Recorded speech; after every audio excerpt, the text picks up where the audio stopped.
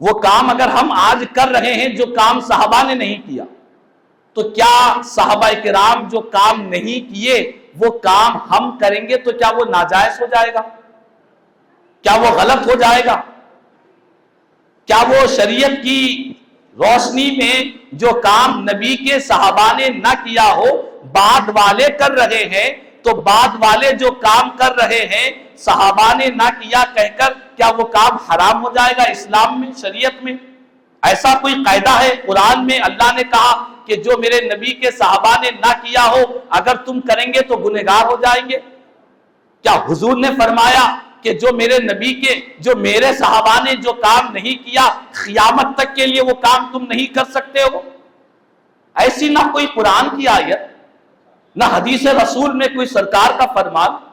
ہاں ایسے بے شمار کام میں آپ کو بتلاؤں گا جو نبی کے صحابہ کرام نہیں کرتے تھے۔ جو ابتدا میں نے جو باتیں بتلائی یہ تو دنیا کی مثالیں تھی، اب میں آپ کو دین کی مثالیں دے رہا ہوں، دنیا کی مثالیں نہیں۔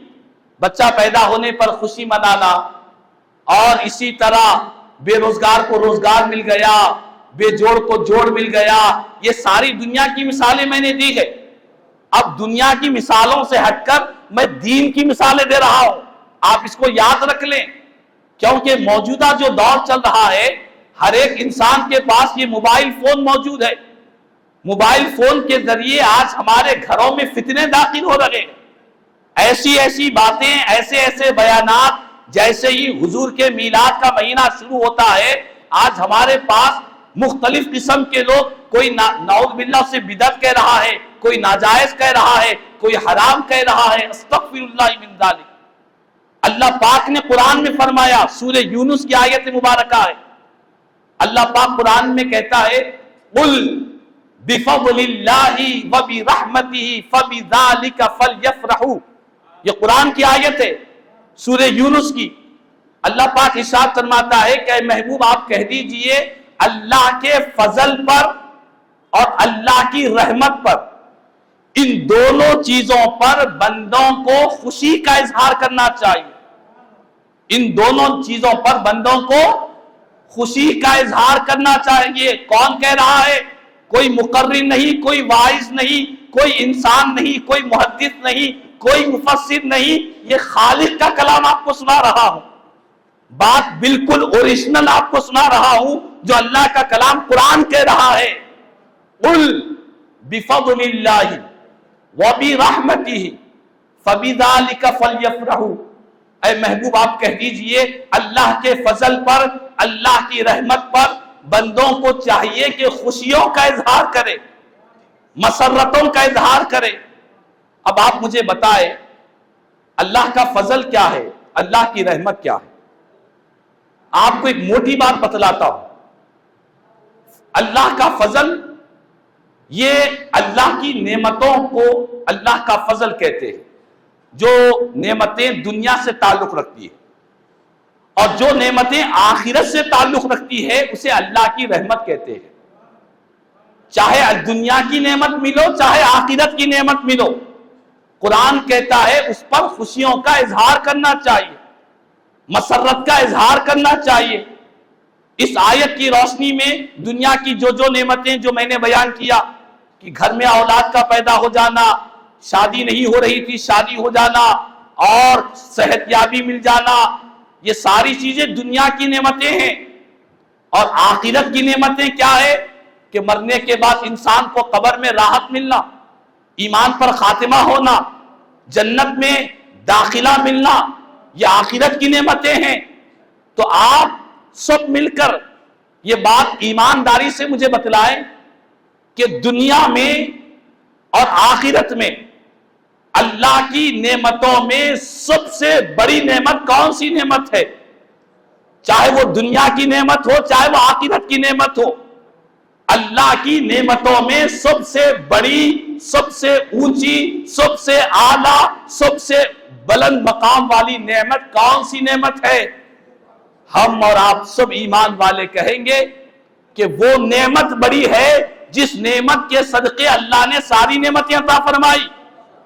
وہ نعمت سب سے اونچی ہے جس نعمت کے صدقے اللہ نے زمین کا فرش لگایا، آسمان کا شامیانہ لگایا، سورج کو روشنی دی، چاند کو چاندنی دی، ستاروں کی قندیلوں کو روشن کیا، شجر و حجر، بر و بحر، ساری کائنات، ساری مخلوقات، سارے عالموں کو جس نعمت کے صدقے میں اللہ نے پیدا کیا وہ میرے اور آپ کے نبی، نبیوں کے امام، آمینہ کے لال، رحمت للعالمین صلی اللہ علیہ وسلم کی ذات بابرکت ہے۔ حضور سے بڑھ کر نہ کوئی اللہ کی نعمت ہے، نہ کوئی دنیا کی نعمت ہے، نہ کوئی آخرت کی نعمت ہے۔ میرے نبی صرف نعمت نہیں ہے بلکہ نعمتوں کو نعمت بنانے والی ذات، ذات مصطفیٰ ہے۔ آپ پوچھیں وہ کیا بات؟ ہاں، مثال کی طور پر یہ موبائل فون ہے، یہ ہمارے لیے نعمت کب بنے گا؟ ہم اگر اس کا استعمال اچھا کریں گے، دین سیکھنے کے لیے، اسلام کی چیزوں پر عمل کرنے کے لیے، اچھے کاموں کے لیے ہم موبائل فون استعمال کریں گے تو یہ موبائل فون ہمارے لیے کیا رہے گا؟ نعمت رہے گا۔ اور اگر یہی موبائل فون غلط کاموں میں استعمال کرے، بے حیائی کے کاموں میں، فلمیں، ڈرامے، ناچ، گانے، کامیڈی، یہ ساری جتنی غیر شرعی ناجائز چیزیں، فراڈ، یہ جتنی چیزیں ہو رہی ہے موبائل کے ذریعے، اگر اس کو غلط چیزوں میں استعمال کریں گے تو یہ موبائل نعمت رہے گا یا زحمت بن جائے گا؟ زحمت بن جائے گا۔ یہ مائک، یہ ہمارے لیے ایک نعمت ہے۔ نعمت کیوں ہے؟ ہم آج آپ کے سامنے اپنی بات رکھ رہے ہیں، ہمارے الفاظ، کلمات، قرآن، حدیث، نعتیں، یہ سب کچھ مائک کے ذریعے آسانی سے آپ کے کانوں تک پہنچا جا رہا ہے۔ تو یہ مائک کیا بن گیا ہمارے لیے؟ نعمت بن گیا۔ اور اگر اس مائک کو کوئی ناچ گانے میں استعمال کرے، کوئی بےہودہ باتیں کرنے لگے، اس مائک پر آ کر گانے گانے لگے، گالیاں دینے لگے، غیبت چغلی کرنے لگے، تو یہ مائک ہمارے لیے نعمت جا کر زحمت بن جائے گا۔ تو معلوم یہ ہوا کہ اللہ کی نعمتوں کا صحیح استعمال کریں گے تو وہ نعمت بنے گی، غلط استعمال کریں گے تو زحمت بنے گی۔ ہماری آنکھیں اللہ کی نعمت ہے، اگر ان آنکھوں کا غلط استعمال کریں گے تو آنکھیں ہمارے لیے نعمت نہیں زحمت بن جائے گی۔ تو ہمارے پیارے نبی صلی اللہ علیہ وسلم نے ہمیں اللہ کی نعمتوں کا صحیح استعمال کرنے کا طریقہ بتلایا ہے۔ اگر حضور نہ ہوتے، پیارے نبی کی میلاد نہ ہوتا، میرے آقا دنیا میں تشریف نہ لاتے تو ساری دنیا اللہ کی نعمتوں کا غلط استعمال کر کر جہنم کی آگ میں چلے جاتی۔ یہ بات میں نہیں کہہ رہا ہوں، اللہ کا کلام قرآن کہہ رہا ہے۔ قرآن مجید میں اللہ پاک نے فرمایا وَاذْكُرُوا نِعْمَةَ اللَّهِ عَلَيْكُمْ اِذْ كُنْتُمْ أَعْدَاءً فَأَلَّفَ بَيْنَ قُلُوبِكُمْ فَأَصْبَحْتُمْ بِنِعْمَتِهِ إِخْوَانًا۔ قرآن کی آیت ہے، سورہ آل عمران میں اللہ فرما رہا ہے کہ لوگوں اللہ کی اس نعمت کو یاد کرو، اس نعمت کا ذکر کرو جو نعمت اللہ نے تم پر عطا فرمائی۔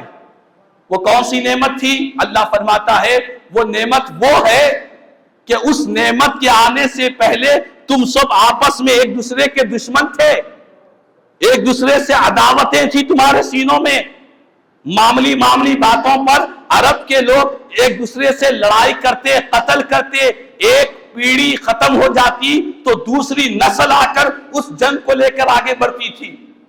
ایسے دشمنوں کے ماحول میں اللہ نے تم پر اپنے محبوب کی شکل میں ایک عظیم نعمت عطا فرمائی۔ جب میرے محبوب تمہارے درمیان تشریف لائے تو پھر کیا ہوا؟ قرآن کہتا ہے کہ اس نعمت کی وجہ سے، ذات مصطفیٰ کی وجہ سے تم جو دشمن تھے آپس میں ایک دوسرے کے بھائی بن گئے، ایک دوسرے سے بھائی بن گئے۔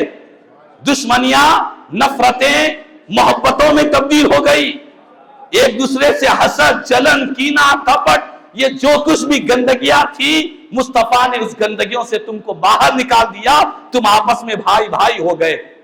اب آگے قرآن کہتا ہے وَكُنْتُمْ عَلَى شَفَا حُفْرَةٍ مِّنَ النَّارِ، کہ تم لوگ اس وقت، جس وقت میرا محبوب کا میلاد ہوا، اس وقت تم دوزخ کے گڑھے کے کنارے پر کھڑے ہوئے تھے، دوزخ کے جہنم کے گڑھے کے اوپر کھڑے ہوئے تھے، تم قریب تھا کہ اس جہنم کے گڑھے میں گر جاتے، اس کی وادیوں میں ہلاک ہو جاتے۔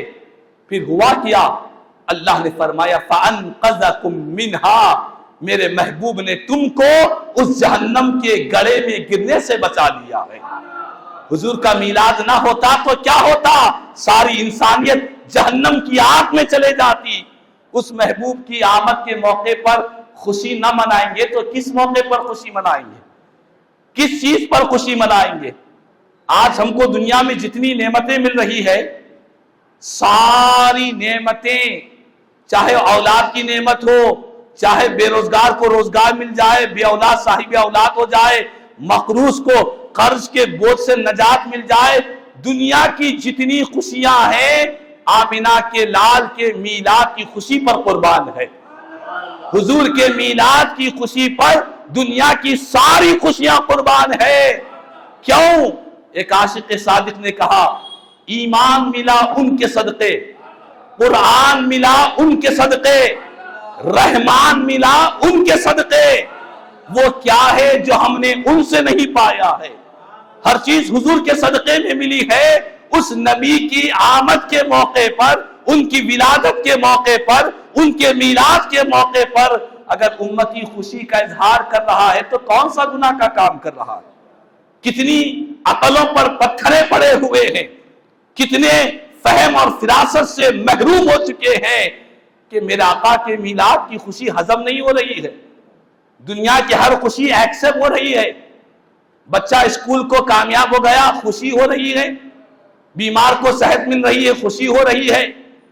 دنیا کی ہر خوشی ایکسپٹ کر رہا ہے دل، لیکن مصطفیٰ کے میلاد کی خوشی کو قبول نہیں کر رہا ہے۔ تو اپنے دلوں کا، ایمان کا جائزہ لینا چاہیے ان لوگوں کو جو سرکار کے میلاد کی خوشی کو بدعت کہتے ہیں، ناجائز کہتے ہیں، حرام کہتے ہیں، استغفر اللہ من ذالک۔ تو بہرحال سرکار مدینہ راحت قلب و سینہ صلی اللہ علیہ وسلم اللہ کی سب سے بڑی نعمت ہے، اور اللہ فرما رہا ہے کہ اللہ کے فضل پر، اللہ کی رحمت پر بندوں کو خوشیوں کا اظہار کرنا چاہیے۔ اب رہی بات وہ کہ صحابہ کرام نے جو کام صحابہ نے نہیں کیا وہ کام ہم کریں گے تو گنہگار ہو جائیں گے، ایسا کہنا خود جہالت کی بات ہے۔ یہ آج تک کسی نے یہ بات نہیں کی کہ کسی کام کے جائز ہونے کے لیے صحابہ کرام کا کرنا ضروری ہے، اگر نہیں کریں گے تو گنہگار ہو جائیں گے۔ یہ باتیں کرنا جہالت والی باتیں ہیں۔ اب آپ کو میں مثالیں دیتا ہوں، دینی مثالیں، دنیاوی نہیں۔ آج ہم جب دنیاوی مثالیں دیتے ہیں تو بعض لوگ کہتے ہیں کہ نہیں بھائی یہ دنیا کی خوشی ہے، یہ میلاد النبی، اس کو تو آپ لوگ دین کے اندر داخل کر چکے ہیں، یہ دین کی خوشی ہے، دین میں اضافہ نہیں ہونا چاہیے۔ اب آپ کو بتلاؤں، سنو، ہمارے گھروں کے پاس مسجدیں ہوتی ہے الحمدللہ، ہر ایک کے گھر کے سامنے۔ آپ کی ہر مسجد کے سامنے ایک بڑی مینار آپ کو نظر آئے گی۔ بعض مسجدوں میں ایک مینار، بعض میں دو، بعض میں 4 میناریں بھی لگی ہوئی ہے۔ تو فرمایا گیا، ہمارے علماء نے کہا کہ یہ جو مسجدوں کے مینار لگے ہوئے ہیں یہ صحابہ کرام کے زمانے میں نہیں ہوا کرتے تھے۔ نبی کے صحابہ کے زمانے میں مسجدوں کے مینار نہیں ہوتے تھے، ان کی مسجدیں ایسی خوبصورت نہیں ہوتی تھی، عمدہ غالینیں بچھائی جا رہی ہے، مسجدوں کو روشن کیا جا رہا ہے، بڑے بڑے جھمریں لگائی جا رہی ہے، اے سی فٹ کی جا رہی ہے۔ یہ مسجد کی جتنی زیب و زینت آج نظر آ رہی ہے، نبی کے صحابہ کے زمانے میں مسجدیں ایسی نہیں ہوتی تھی۔ وہ کچی مسجدوں کے پکے نمازی تھے، اور ہم پکی مسجدوں کے کچے نمازی ہیں۔ نبی کے صحابہ سجدہ کرتے تو ان کی پیشانی پر زمین کا گرد و غبار لگا کرتا تھا، آج ہم سجدہ کرتے ہیں تو نرم ملائم غالب پر سجدہ کر رہے ہیں۔ اور یہ جو مسجدوں کے مینار لگائے جا رہے ہیں، ثواب کے لیے لگائے جا رہے ہیں یا عذاب کے لیے لگائے جا رہے ہیں؟ ہم مسجد میں ہم خود اعلان کرتے ہیں کہ مسجد کے مینار کا کام چل رہا ہے، آپ سبھی حضرات سے گزارش ہے کہ دل کھول کر تعاون کریں، اللہ آپ کو ثواب دارین عطا کرے گا۔ یہ ثواب دارین جو آ رہا ہے کہاں سے آ رہا ہے؟ نبی کے صحابہ نے مسجدوں کے میناروں کو نہیں بنایا تھا، یہ بعد والوں نے شروع کیا۔ ہر کوئی مسجد کو مینار بناتا ہے، میلاد منانے والے بھی، میلاد نہ منانے والے بھی۔ ایک بات ہوئی۔ دوسری بات، آج ہمارے گھروں میں قرآن مجید ہے، ہر گھر میں قرآن مجید ہے۔ ہمارے پاس قرآن مجید میں اعراب لگے ہوئے ہیں، حرکات لگے ہوئے ہیں، زبر، زیر، پیش، دو زبر، دو زیر، دو پیش، کھڑا زبر، کھڑی زیر، الٹا پیش، تشدید، جزم، یہ اتنی ساری چیزیں ہمارے قرآن مجید کے حروف پر لگے ہوئے ہیں۔ مگر آپ کو بتلاؤں، نبی کے صحابہ کرام کا جو زمانہ تھا، حضرت صدیق اکبر کا زمانہ، حضرت عمر فاروق کا زمانہ، حضرت عثمان غنی کا زمانہ، حضرت علی مرتضیٰ شیر خدا شہنشاہ ولایت رضوان اللہ تعالی علیہ مجمعین، یہ جتنے چاروں خلفائے راشدین کا زمانہ گزرا ہے، ان کے زمانے میں قرآن مجید پر اعراب بھی لگے ہوئے نہیں تھے، وہ بغیر اعراب کی قرآن پڑھتے تھے۔ آج جو کہیں کہ جو صحابہ نے نہ کیا وہ کام کریں گے تو بدعت ہو جائے گا، ان سے کہیں کہ آپ ایسا مارکیٹ سے قرآن مجید لائیں جس پر اعراب نہیں ہے، جس پر نقطے نہیں ہیں، ایسا قرآن مجید لا کر پڑھیں۔ اور بڑی بات آپ کو بتلاؤں، ایک آیت بھی نہیں پڑھ سکیں گے، نہ اس پر زبر ہے، نہ زیر ہے، نہ پیش ہے، کیا پڑھیں گے؟ ایک آیت بھی نہیں پڑھ سکیں گے۔ یہ نبی کے صحابہ کے زمانے میں قرآن مجید پر اعراب بھی نہیں تھے، بعد والوں نے اس کو اضافہ کیا ہے۔ اضافہ کیوں کیا؟ کسی وجہ سے کیا، اس پر اعتراض نہیں ہے۔ اعتراض اس بات پر ہے کہ جو کام صحابہ نے نہ کیا، اگر وہ کام ناجائز ہوتا تو کیا قرآن پر اعراب لگانا ناجائز ہو جائے گا؟ ہرگز نہیں۔ سارے مکتب فکر کے لوگ پڑھتے ہیں قرآن پر، سارے مکتب فکر کے پاس جتنی قرآن مجید ہے، کوئی ایسے نہیں جو کہے کہ نہیں بھائی ہم صحابہ والے ہیں، ہم صحابہ کے راستے پر چلنے والے ہیں۔ صحابہ کرام جو قرآن بغیر حرکت والا، بغیر اعراب والا پڑھتے تھے، ہم بھی وہی پڑھیں گے۔ آج تک کسی نے نہیں کہا۔ سارے مدرسوں میں اعراب والے قرآن پڑھ رہے ہیں، اور قرآن مجید پر یہ جو اعراب لگایا جا رہا ہے، کیا یہ ثواب کی نیت سے پڑھتے ہیں یا عذاب کی نیت سے پڑھتے ہیں؟ آپ ہم کہیں گے بھائی ثواب کے لیے پڑھتے ہیں، تو میلاد النبی اگر صحابہ نے نہیں منایا تو ہم منا رہے ہیں، تو کیا یہ گناہ کا کام ہو جائے گا؟ قرآن مجید ان کے اعراب بھی صحابہ کے زمانے میں نہیں تھے، بعد والوں نے استعمال کیے۔ اب آپ تھوڑا آگے بڑھے، ہمارے مدرسوں میں جتنے مدرسے ہیں، میلاد منانے والے ہو یا نہ منانے والے، مدرسوں میں کچھ کتابیں پڑھائی جاتی ہیں، کچھ علوم سکھائے جاتے ہیں۔ ایک کا نام ہے اصول حدیث، حدیث نہیں، اصول حدیث۔ ایک کا نام ہے اصول تفسیر، ایک کا نام ہے اصول فقہ۔ یہ جتنے اصول کی کتابیں، یہ اصول کا جو فن سارے مدرسوں میں پڑھایا جاتا ہے، بڑی ذمہ داری سے کہتا ہوں، نبی کے صحابہ کے زمانے میں یہ اصول کی کتابیں نہیں پڑھائی جاتی تھی۔ نبی کے صحابہ کے زمانے میں قرآن پڑھتے تھے یا حدیث رسول پڑھتے تھے؟ اصول حدیث، اصول تفسیر، اصول فقہ، یہ جتنی کتابیں، جتنے علوم آج سارے مدرسے کے لوگ پڑھ رہے ہیں، پڑھنا بھی ضروری ہے، لیکن صحابہ کے زمانے میں نہیں پڑھے جاتے تھے، کیا ان کو بھی ناجائز کہیں گے؟ کیا ان کو بھی بدعت کہیں گے؟ اور ایک مزے کی بات آپ کو بتلاؤں، حضرت صحیح بخاری شریف لکھنے والے ساری دنیا میں بخاری کو مانتے ہیں، میلاد منانے والے نہ منانے والے بخاری شریف کو مانتے ہیں۔ اس بخاری کو لکھنے والے، ان کا نام تھا محمد بن اسماعیل۔ ان کا نام کیا تھا؟ محمد بن اسماعیل البخاری۔ تو وہ جب ہی بھی اس حدیث کی کتاب کو لکھنے میں تقریباً ان کو 16 سال لگ گئے۔ کتنے سال؟ 16 سال لگ گئے۔ تو جب بھی وہ حدیث پاک کو لکھتے، لکھنے سے پہلے دو کام کرتے، لکھنے سے پہلے دو کام کرتے، اور وہ جو دو کام ہیں، وہ کام آج تک نہ کسی صحابی نے کیا، نہ نبی پاک نے حکم دیا، نہ قرآن میں اللہ نے حکم دیا، نہ قرآن میں کوئی حکم، نہ حدیث رسول میں کوئی حکم، نہ نبی کے کسی صحابی نے وہ عمل کیا، لیکن امام بخاری وہ کام کرتے ہیں۔ کیا کرتے ہیں؟ ان کی کتاب میں لکھا ہوا ہے، حدیث پاک ایک حدیث لکھنے سے پہلے غسل کر لیا کرتے، پانی نہایا کرتے، وضو نہیں، غسل کرنا۔ وضو تو 1 منٹ کا ہوتا ہے، غسل تو 15 منٹ کا ہوتا ہے۔ وہ ہر حدیث کو لکھنے سے پہلے غسل کرتے اور 2 رکعت نماز پڑھتے، اس کے بعد حدیث رسول لکھتے۔ اب یہ بخاری لکھنے والے امام بخاری ہے، ساری دنیا مانتی ہے قرآن کے بعد سب سے زیادہ معتبر کتاب، قرآن کے بعد روئے زمین پر سب سے زیادہ صحت کے اعتبار سے اگر کوئی کتاب ہے وہ صحیح بخاری شریف ہے، صحیح بخاری ہے۔ آج جتنے میلاد کے منکرین ہیں وہ کہتے ہیں کہ بخاری میں ہو تو بتلاؤ، بخاری میں ہو تو بتلاؤ۔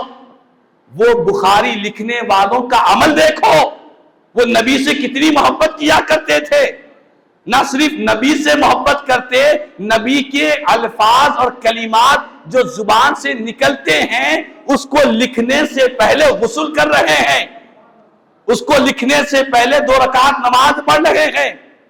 اب امام بخاری نے وہ کام کیا، نہ کسی صحابی نے وہ کام کیا، وہ عمل امام بخاری کر رہے ہیں، تو کیا امام بخاری کو بدعتی کہیں گے؟ نعوذ باللہ۔ اگر وہ بدعتی ہو جائیں گے تو پھر بخاری کو کیا کہیں گے؟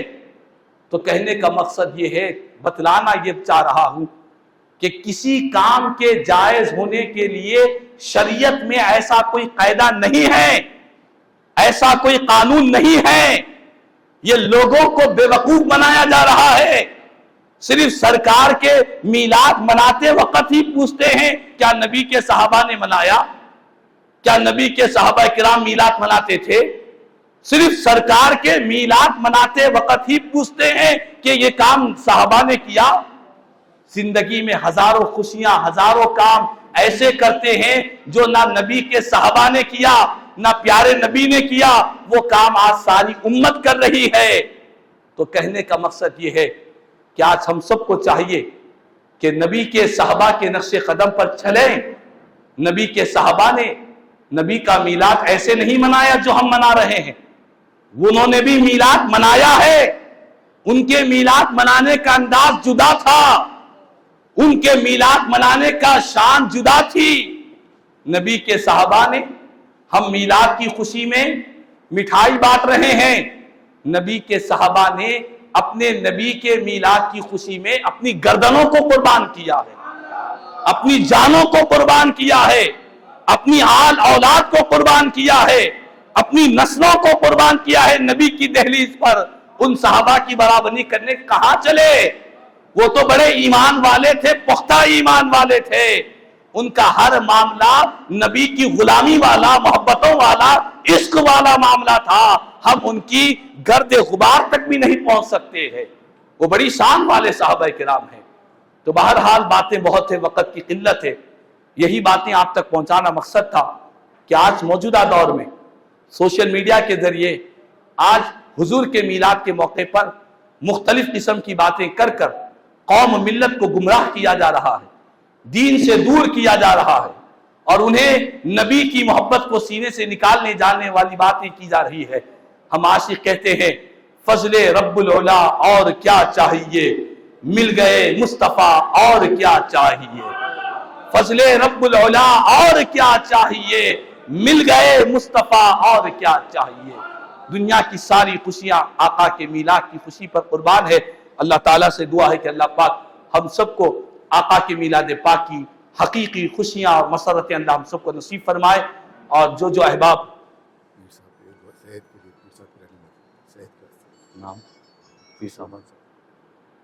اللہ پاک اس مبارک میلاد پاک کی محفل کے صدقے میں اللہ پاک ہمارے محترم مقام علی جناب پیر سلمان صاحب مدد اللہ العالی اور آپ کے اہلیہ محترمہ کو اللہ صحت و عافیت والی زندگی نصیب فرما۔ اس مبارک اجتماع سرکار کے میلاد پاک کے اجتماع کے صدقے میں اللہ پاک ہمارے محترم سید شاہ عماد اللہ قادری صاحب جو اس وقت کینسر کے مرض میں ہیں، اللہ انہیں شفا عاجلہ کاملہ دائمہ عطا فرما۔ مولا تعالیٰ جو احباب ہمارے خاندانوں میں، رشتہ داروں میں، پڑوسیوں میں، محلوں میں ہمارے گھروں میں اور ہم میں جو جو بیمار ہے اللہ سارے بیماروں کو نبی کے میلاد کے صدقے میں شفا یابی نصیب فرما دے۔ آقا کی آمد کا مہینہ ہے مولا، اس مبارک مہینے کے صدقے میں اللہ ہمیں دنیا اور آخرت میں حضور کا ساتھ اور سنگت نصیب فرما دے، نبی کی سچی غلامی نصیب فرما۔ مولا زمزم کا غسل مکے کا ہم کو کفن ملے، زمزم کا غسل مکے کا ہم کو کفن ملے، تدفین کو رسول پاک کا وطن ملے، تدفین کو رسول پاک کا وطن ملے۔ آمین ثم آمین۔ الحمدللہ رب العالمین وما علینا الا البلاغ۔